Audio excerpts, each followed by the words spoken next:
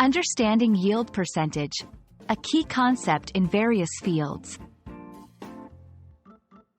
Hello everyone, and welcome to our English language learning channel. Today, we're diving into an interesting and useful phrase, yield percentage. This term is commonly used in fields like cooking, finance, and manufacturing. Understanding its meaning and usage can greatly enhance your English vocabulary, especially in professional contexts. So, let's get started.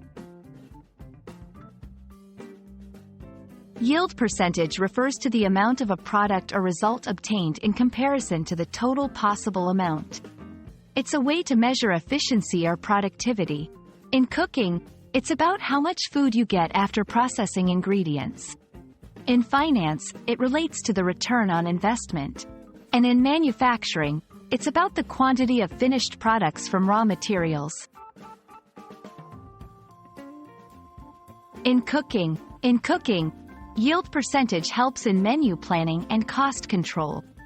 For example, if you start with 1 kilogram of meat and end up with 800 grams after cooking, the yield percentage is 80%.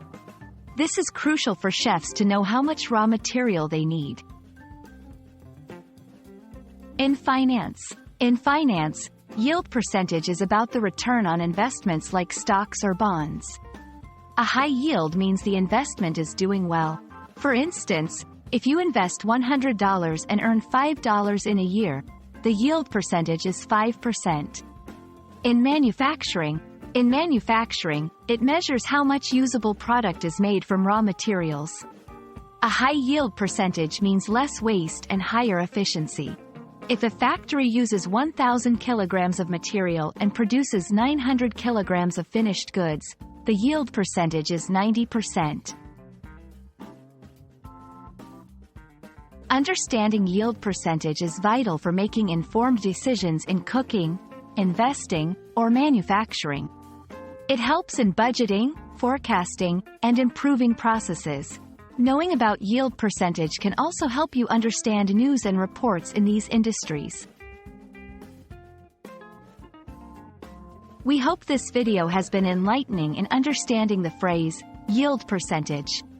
Whether you're a cooking enthusiast, an aspiring investor, or curious about manufacturing, this term is a handy addition to your English vocabulary. Thank you for watching, and see you in our next video.